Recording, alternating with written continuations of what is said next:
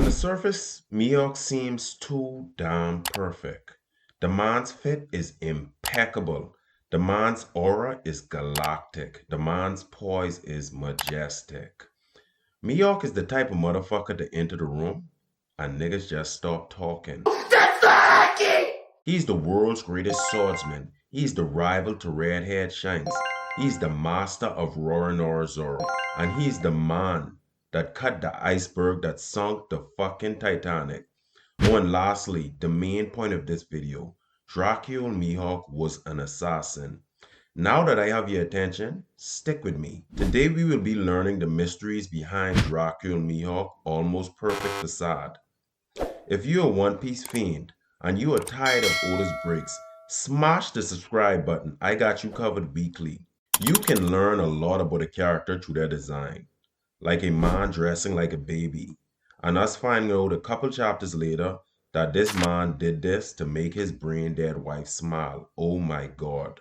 Or a man that's built like a bear and carries a Bible, and 1,000 chapters later we find out that he's a pastor and a devout believer of the sun god. It's the same with Mihawk. His design literally slaps you in the face with hints of his past. You just have to pay attention. The first thing you notice when you see Mihawk is all the crucifix he carries on him. The mast of his ship is a crucifix, and it's positioned directly in the middle of him, like he's being crucified. His sword is a crucifix, and it's positioned directly in the middle of his back, as if he's carrying the cross. His necklace is also a crucifix. It is common knowledge that crucifix was used as a form of punishment in the Bible. So the question would be, was Mihawk the punisher or the punished?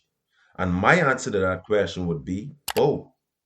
It's not an accident that Zoro and Mihawk both share similar epithets, one being labeled as the pirate hunter and the other being labeled as the marine hunter. And both their introduction involves crucifix. Zoro was introduced tied to a crucifix.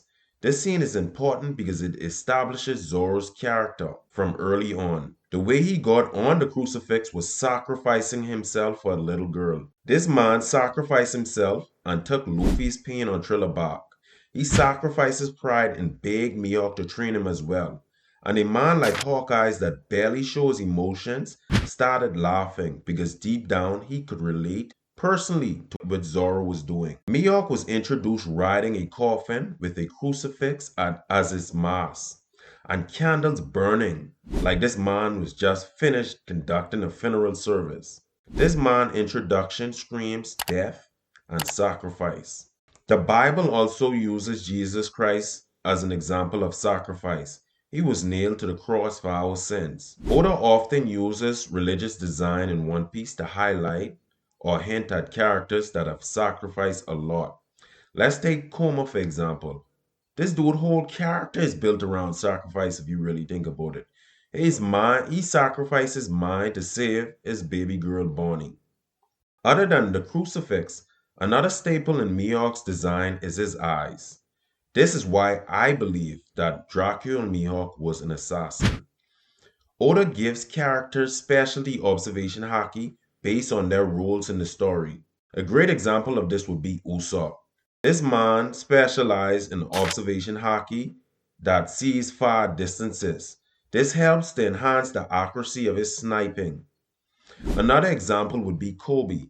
His observation haki is specialized in sensing emotions, which almost drove him mad after Marineford. It fits an empathetic person like him, whose goal is to be fleet admiral. Mihawk observation haki is specialized for assassination. Let's think about how Mihawk observation haki works.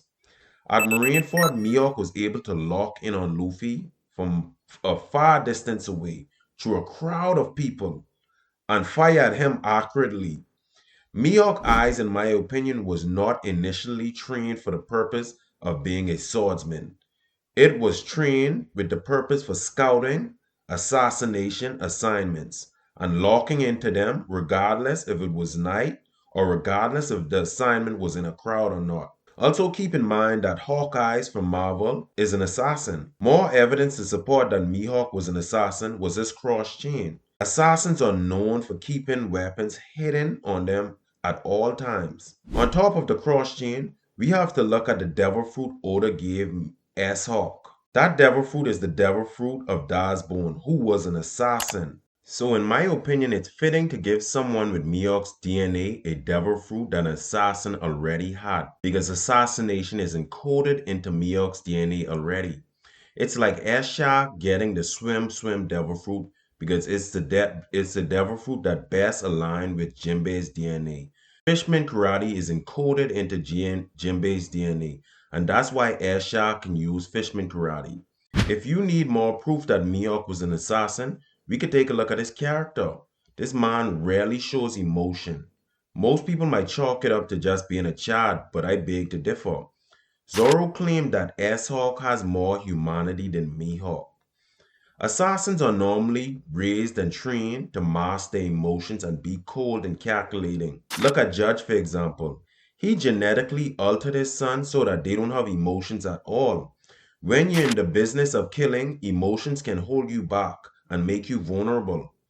Mihawk has killed so much people and seen so much death. It has taken a toll on him mentally. He grew up in a place plagued by war and death. How do I know this? Look at the island Mihawk chose to stay on during the time skip. He said when he first came to Gloomy Island, it stank of blood and smoke, and there was so much corp that there was no place to stand. And this man thought in his head, you know what, this shit feels like home. Let me put my foot up and chill. Mihawk prioritizes peace. That's why he became a warlord despite having beef with the Marines, or the fact that he joined Cross Guild despite having obvious trust issues. This man is tired of death. Although he still gets excitement from battle, he prefers peace over it. My last bit of speculation that I do not have the answer to yet is why would Mihawk choose to be an assassin if he obviously don't value money? And my guess would be he did it for someone's approval, maybe a father figure. And after all that killing, he never got it. Instead, he probably got betrayed. He made the ultimate sacrifice. If you feeling the vid, like, subscribe, and join the notification gang.